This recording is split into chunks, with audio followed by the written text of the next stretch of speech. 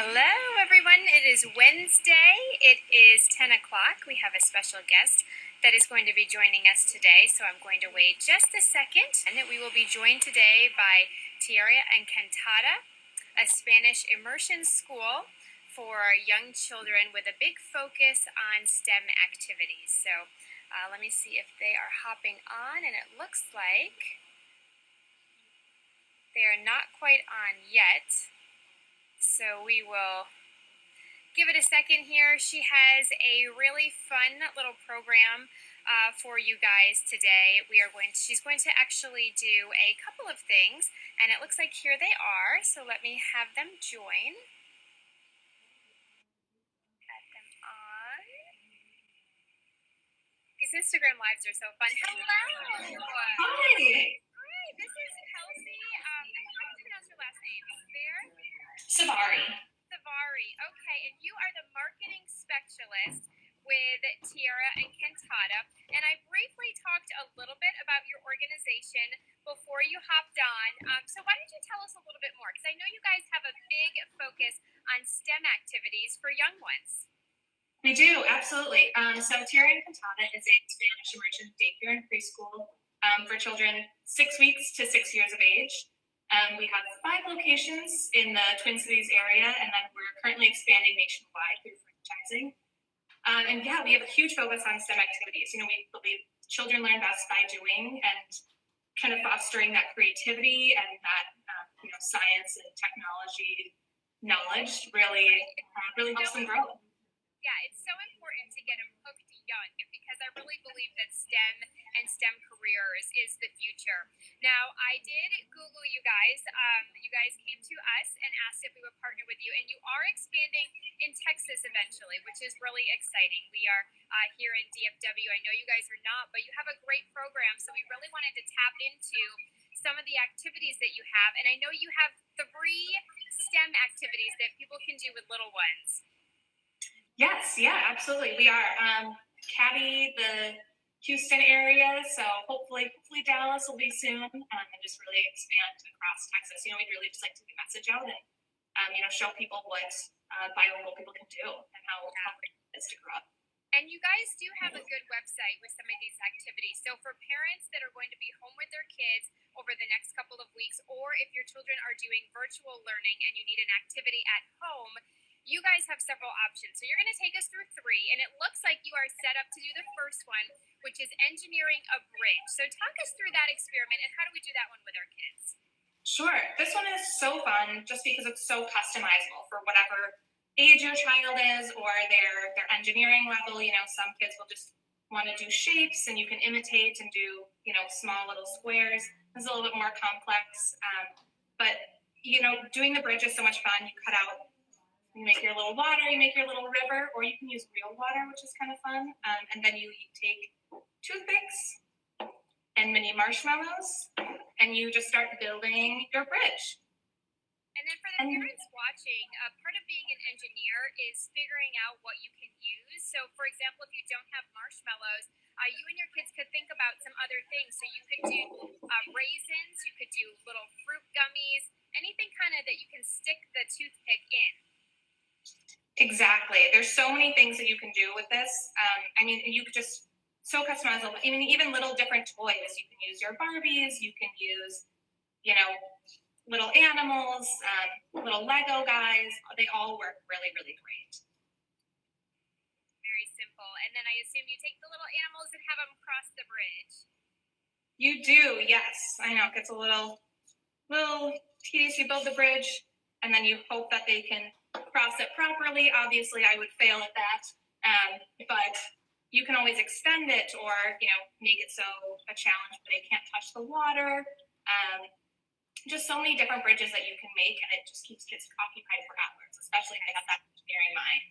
And tap into their creativity as well. So that's the E part of STEM. Now I understand that you're also going to be doing something a little more sciencey, which is making water walk. Tell us about that experiment, and how do we do that one with our kids? Yeah, this one is so much fun. So basically, you need some clear jars or cups, water, of course, we're making water walk, paper towels, and then red, blue, and yellow, red, blue, and yellow food coloring, excuse me. So you'll take your jars and you'll set up in a little circle, and you'll add a few drops of food coloring to every other one. So it's important to add food coloring, skip one, add food coloring, skip one, and then you add food coloring, of course, again. And this is also good. I have a really young son. He's 2. Teaching him colors. You can combine lessons here. Absolutely, yeah. It's great for color mixing, and then also you can talk about how water transfers through the paper towels to create that color mix. So once we've added water to ours, we're going to take our paper towels and we're going to set it so each cup has a paper towel sitting in it, at least half of a paper towel. And as you can see, the water sort of walks between the paper towels, and eventually we have one done that we can show you. Takes a few hours though, that is the trick.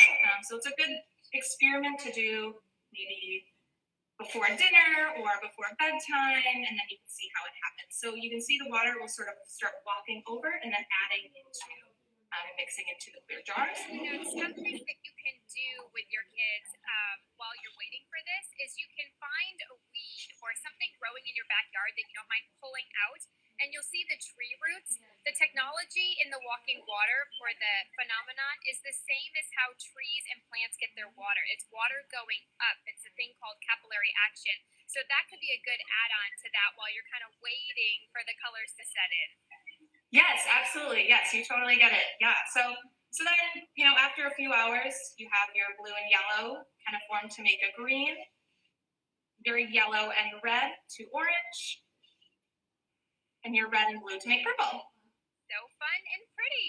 Okay, and the next one is another thing that could basically last for a while in your backyard. You're going to make a bird feeder out of a milk jug or a water bottle.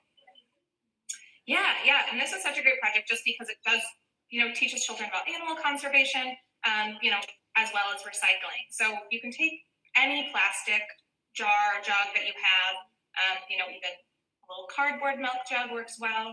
So the fun part, you get to paint and design your bottle. We use paint markers or stickers or glue and little pom-poms. And then you want to be really, really careful because we're going to cut out a couple pieces on the side, as well as a hole for your string, and then a hole for your dowel. So we have a dowel as well. And then once you have your bottle all prepared, you can fill it up. It's a little messy, so definitely outside. And then you add your dowel so your birds can sit on it. And then you hang it in your tree, and there you go. So simple and fun. Now, you guys teach kids age 6 weeks to 6 years old? 6 years, yep. Okay, so this can be really good for anybody, but I know a lot of us right now are home with our kids trying to figure out what to do with them all day, and these are some great ideas, super simple and fun for the kids. So thank you, Kelcy. Yeah, thank you so much for having me. We appreciate you guys all for joining, and again, she is with Tierra and Encantada, a Spanish immersion program. Not yet here in the DFW area, but you guys have a great website. We also have an Instagram account that you are joining us with, so folks can check that out to get more ideas and for more information on you guys. Definitely. All right, thank you so much. Have a great day. Thank you, you too. All right, and thanks everyone for watching. We'll see you next Wednesday on Science with Samantha.